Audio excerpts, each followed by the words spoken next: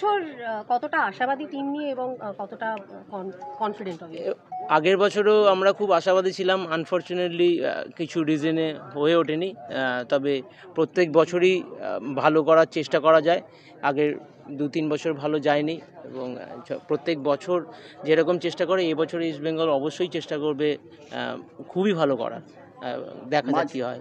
মাঝমাঠে মিগুয়েলের সঙ্গে তোমার জুটি দেখার জন্য আমরা মুখিয়ে আছি। আমি এইসব ব্যাপারে কিছুই জানি। একটা অন্য প্রোগ্রামে এসেছিলাম, আমি জানিও না কে সাইন করেছে বা কিছু। যেই হবে ইস্টবেঙ্গল চাষে সে নিজের 100% দেবে।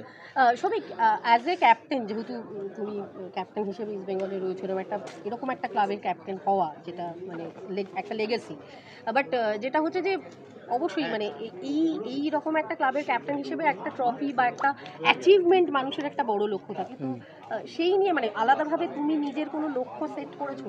আমি প্রত্যেক বছরই এটা ভাবি এবং প্রত্যেক বছরই টার্গেট থাকে নিজের 100% দেবো।